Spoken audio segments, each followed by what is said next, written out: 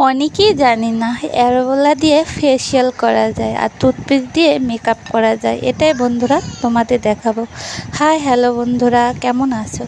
আজকে আমি রিপা গ্রামীণ পদ্ধতিতে ফেসিয়াল ও মেকআপ করা দেখাবো। দেখবে আমার চেহারাটা কেমন জল করে, কোনো পার্শ্ব ক্রিয়া নাই, কিন্তু এতে দাগ মুক্ত হবে মেকআপের ফলে। তোমার আরও স্কিন টান থাকবে, এটাই দেখাচ্ছি। হাজার টাকা দিয়ে ক্রিম কিনে মেকআপ কিনে কী করবে? আমার এটা অ্যাপ্লাই করে দেখো, তোমাদের চেহারা দাগ মুক্ত থাকবে আর দিনেতে ঝলঝল ফেসিয়াল অ্যালোভেরা দিয়ে ভালো করে করবে। আমি যেমন করে করছি দেখো, আমার কিছুক্ষণ আগে আমার ফেসিয়ালটা কেমন ছিল ফেসটা, আর এখন কেমন জল করছে না। বুদ্ধি থাকলে ভাতের অভাব নেই, এটাই বাস্তব। আর মেকআপের জন্য টুথপেস্ট, কিন্তু সাদা টুথপেস্ট লাগবে, নীল টুথপেস্টে মেকআপ হবে না।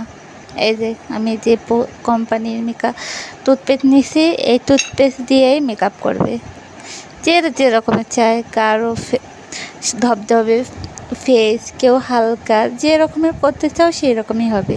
এই টুথপেস্ট দিয়ে মেকআপ, আর টুথপেস্ট দিয়ে মেকআপ করলে একটাই সুবিধা, যে রোদে গেলে কোনো কিছুই হবে না, আরও চকচক করবে, আরও চেহারা খুলবে, চকচকে তেল ভাব, মনে হবে যেন বিদেশি মেকআপ দিয়েছ।